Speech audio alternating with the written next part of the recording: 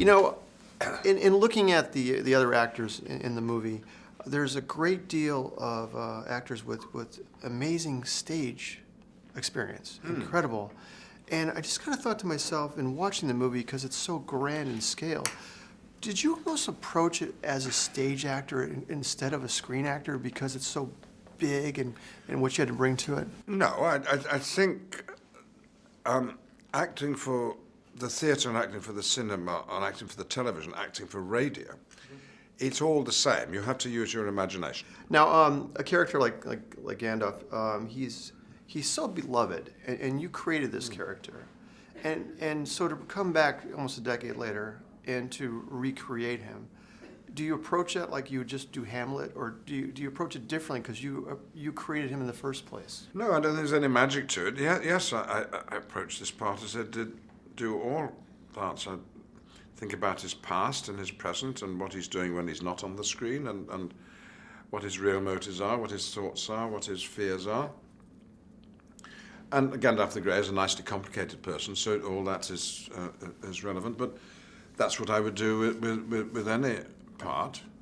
But yes, he is beloved, and it's particularly touching to me when I meet strangers, 8-year-olds, 9-year-olds, 10-year-olds, boys and girls, and they want to talk about Gandalf. There's no confusion in their minds. They don't think I'm Gandalf. They know what acting's like. Or kids know about acting, but it's just nice for me to have friends that otherwise I absolutely wouldn't have at that age. It's incredible.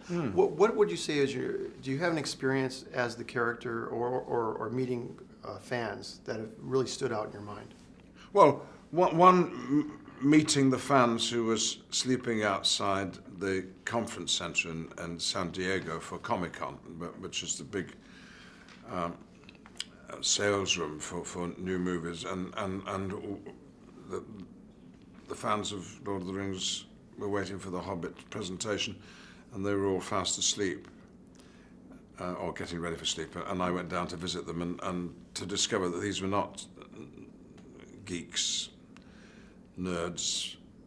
They were school teachers often, and high school students, and people who were majoring in English at university who appreciated Tolkien as a writer. But the oddest encounter was September the 11th, 2001. The next day, I was on stage in New York. I walked down with some friends, as you could do then, to Ground Zero. And we turned a corner, and there was a little group of exhausted firemen and police officers just resting with their feet up on the table. And one of them looked up and saw a little party wandering through and said, "Hey, Magneto!" But suddenly to be recognised as the character under those circumstances of such intense reality, so far from the business of telling stories in the cinema.